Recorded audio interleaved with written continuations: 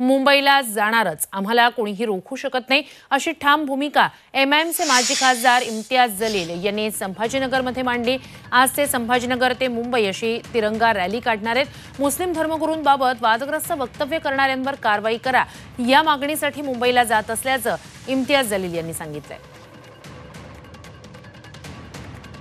नितेश राणे आणि महंत रामगिरी महाराज यांनी मुस्लिम धर्मगुरूंबाबत जी वादग्रस्त वक्तव्य केलेली आहेत त्या मुद्द्यावरून एमआयएम आक्रमक झालेली आहे।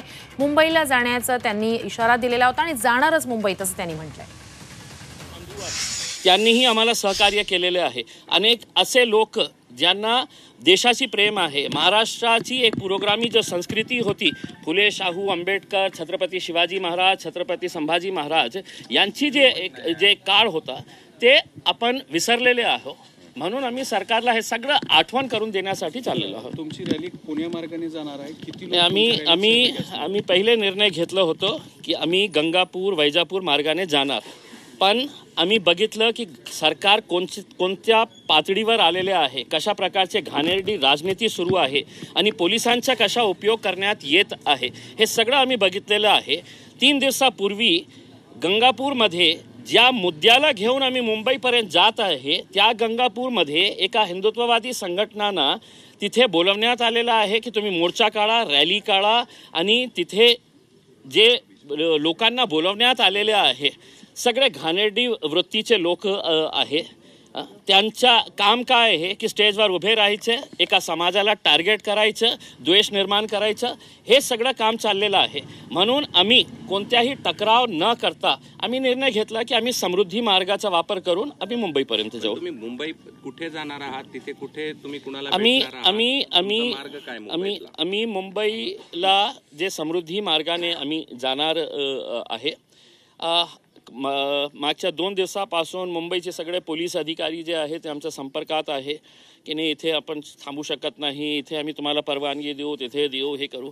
मी म्हटलं की मला फक्त मुख्यमंत्री, उपमुख्यमंत्री आणि महाराष्ट्राचे DGला आमचं निवेदन द्यायचं आहे, संविधानाची एक प्रत द्यायची आहे, आणि त्यासाठीही आम्ही चाललेलो वगैरे ठरवलंय तिथे। आता काय तर आता थोड्याच वेळात एमआयएमची ही रॅली निघणार आहे, तिरंगा रॅली असं त्याला म्हटलं जात आहे। संभाजीनगरमधून त्याचा आढावा घेतलाय आमचे प्रतिनिधी विशाल करोळे यांनी। रामगिरी महाराज यांचं प्रेषित मोहम्मद पैगंबर यांच्याबाबतचं वक्तव्य आणि नितेश राणे सातत्यानं मुस्लिम समाजाविरोधात हेटळणी करतात, बोलतात, आणि त्याच्याच विरोधात आज एक मोठ्या रॅलीचं आयोजन करण्यात आलेलं आहे। एमआयएमचे माजी खासदार इम्तियाज जलील यांनी या रॅलीचं आयोजन केलं आहे आणि चलो मुंबईचा नारा दिला आहे। ही रॅली कुठल्या पक्षासाठी नाही तर मुस्लिम समाजासाठी आहे। ज्या पद्धतीनं प्रेषित मोहम्मद पैगंबर यांचा अपमान केला तो मुस्लिम समाजाला मान्य नाही। त्यांच्यावर 51 गुन्हे रामगिरी महाराजांवर दाखल झाले, मात्र अजूनही कारवाई झालेली नाही। त्याच्याच विरोधात हा सगळ्या रॅलीचं आयोजन करण्यात आलेलं आहे। सातत्यानं तक्रारी करूनही सरकार आमची दखल घेत नाही, कारवाई करत नाही, तर मग राज्य कशाचं आहे असा प्रश्न त्यांचा आहे। आणि त्याचमुळं मुख्यमंत्र्यांना संविधान भेट देण्यासाठी त्यांनी चलो मुंबईचा नारा दिला आहे। मोठ्या संख्येने याची तयारी करण्यात आलेली आहे। महाराष्ट्रभरातनं लोक या रॅलीसाठी येतील असं सांगण्यात आलेलं आहे।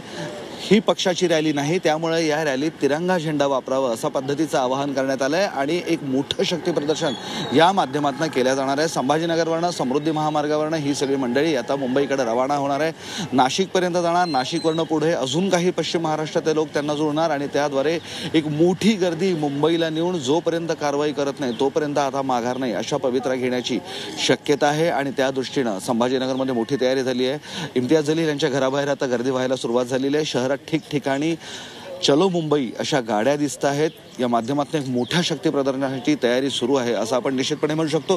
पोलिसांनी सुरुवातीला काही कार्यकर्त्यांना नोटीस दिली होती, मात्र जाण्यापासून मज्जाव केला नाही।